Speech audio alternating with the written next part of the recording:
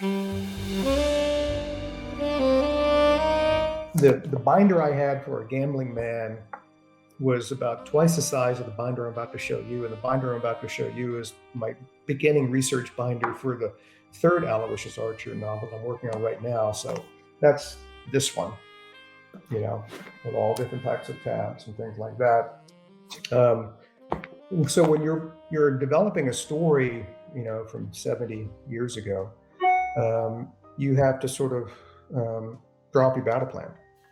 And what do I need to know? What sort of things and situations, geographic locations, guns, fashion, uh, commercial aspects of it, road systems, how banking might work. In A Gambling Man, I've been to Reno before, obviously not Reno in the 1940s. So I had to do a lot of research about Reno, about what the gambling operations were and the casinos were like back then. I had to do the same in California. And I had to learn a lot about the laws and statutes of California back then. One of the plot twists dealt with a very specific area, without giving anything away, a very specific area of law in California that I found this little loophole.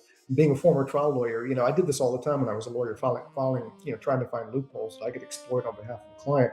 Finding this loophole in the law in California that's, as far as I know, is still there, was just fascinating for me. So I was able to build that into it as well. But without that, one of the major plot elements of the story would not have worked. So I had to go out and discover that. It was quite laborious. I also had to research, what were the laws of private investigators in California back then. I found an old statute from 1915 that was on like microfiche. That I was able to read about, what it talked about a private investigator had to do to get a license, or a ticket, as they called it back then, to be a PI in California. And ironically enough, and I moved forward a little bit past 1949 to 1950 to see, is the law getting ready to change?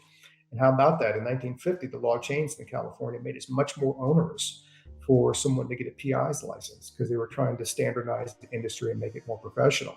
So those were all the things that I had to take into account. The clothes that people wore, the food they ate, the places they would shop, the cars that they would drive, the geographic locations. I mapped out the entire route that Archer and Liberty Callahan took from Reno, Nevada, through Lake Tahoe, through the various mountain ranges in California, all the way to the coast. Not only did I measure out the distance, the time it would take back then, because there were no highways, there were just back roads, and also where they would be passing through. Like Kalinga is in an actual town where they stopped on the way.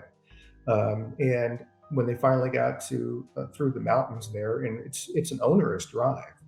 Back then, it certainly was. You had to go through multiple mountain ranges. People think about California being a coastal state. Yeah, it is a coastal state once you get to the coast. Right beyond the coast, there's some major mountain ranges that go all the way south to Mexico and all the way north into Canada. So I mapped that entire route out, and I had to see it for myself so that I could put people into the atmosphere, what it would be like to drive that route during that time period.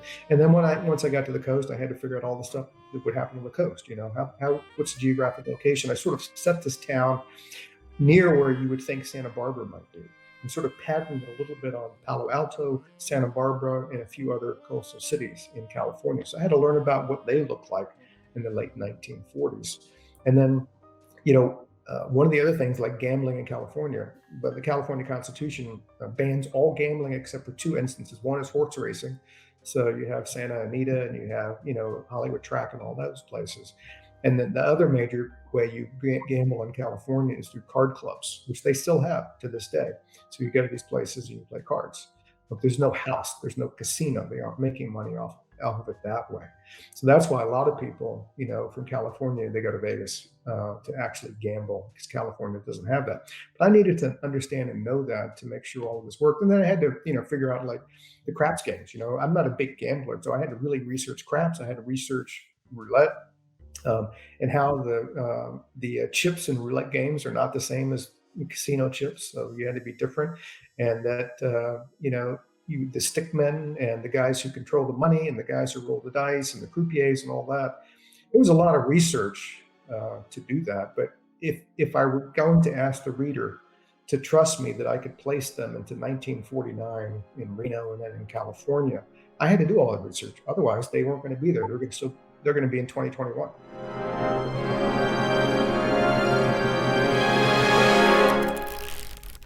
Hachette.